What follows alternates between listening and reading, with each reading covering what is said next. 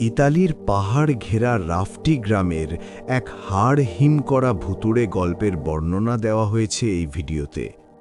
গল্পের মূল চরিত্র ভিটোরিও নামের 14 বছরের এক কিশোর।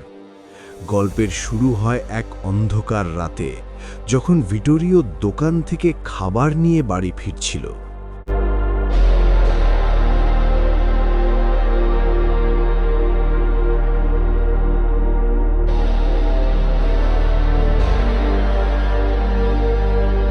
নির্জন পথে সে অনুভব করে কেউ তার পিছু নিচ্ছে।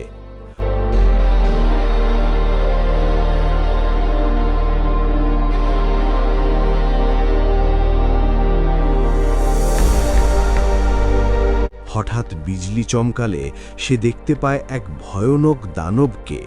সেই দানবের শরীর পচা মাংসের টুকরো দিয়ে তৈরি এবং সারা শরীর থেকে তামার তার বেরিয়েছিল।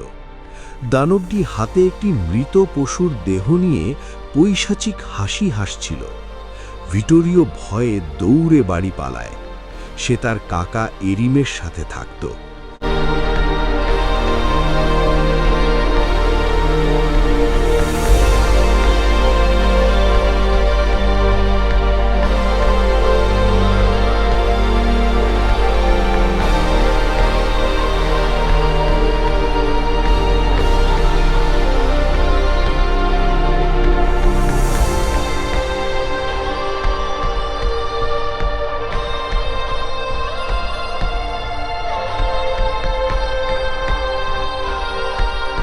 দুই মাস আগে তার বাবা মা এক রহস্যময় দুর্ঘটনায় মারা যান।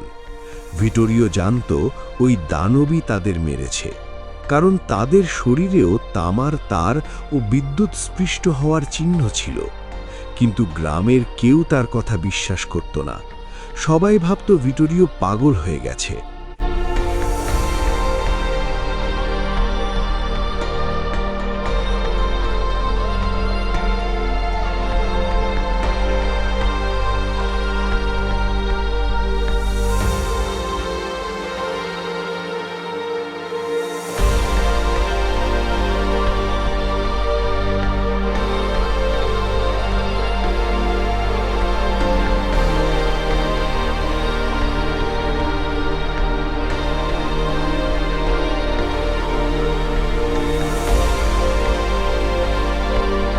একদিন রাতে ভিটোরিও তার জানালার বাইরে সেই দানবকে দেখতে পায়, যার হাতে ছিল তার বাবা মায়ের কাটা মাথা।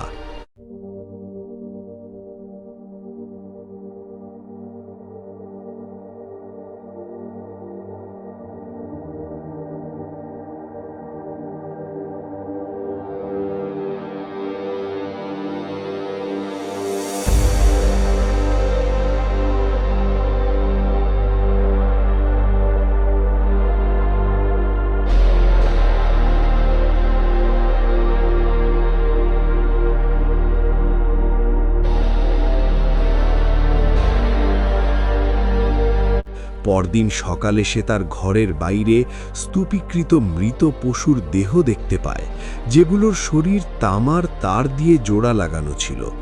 কিন্তু কাকা এরিন যখনই দেখতে আসতেন, ওইসব অদৃশ্য হয়ে যেত।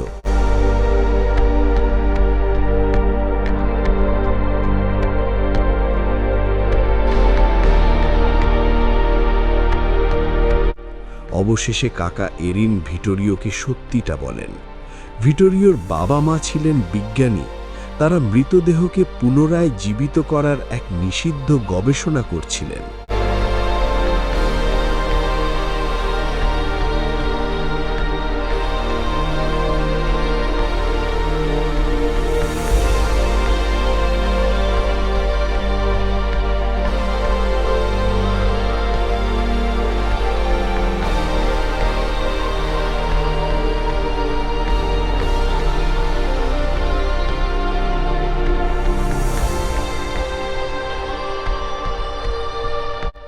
সেই পরীক্ষায় একটি ভুল হয়ে যায় এবং এক ব্যক্তির মৃত্যু হয়।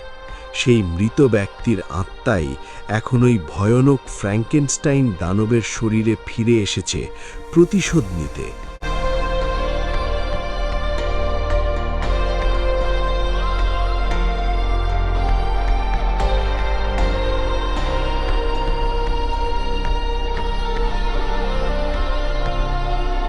সেই রাতেই দানবটি তাদের বাড়িতে হানা দেয়। কাকা এরিনকে সে নিজের হাতে ধরে তীব্র বৈদ্যুতিক শক দিয়ে মেরে ফেলে। গ্রামবাসীরা এসে ভিটোরিওকে তার কাকার দগ্ধ দেহের পাশে কাঁদতে দেখে। এরপর ভিটোরিওকে ফ্রান্সের এক বোর্ডিং স্কুলে পাঠিয়ে দেওয়া হয়। ধীরে ধীরে রাফটি গ্রামটি পরিত্যক্ত হয়ে যায়, কারণ সেখানে রহস্যময় মৃত্যুর মিছিল থামেনি। আজও লোককথায় প্রচলিত আছে যে সেই ফ্র্যাঙ্কেনস্টাইন দানবটি আজও ওই গ্রামের আশেপাশে ঘুরে বেড়ায়।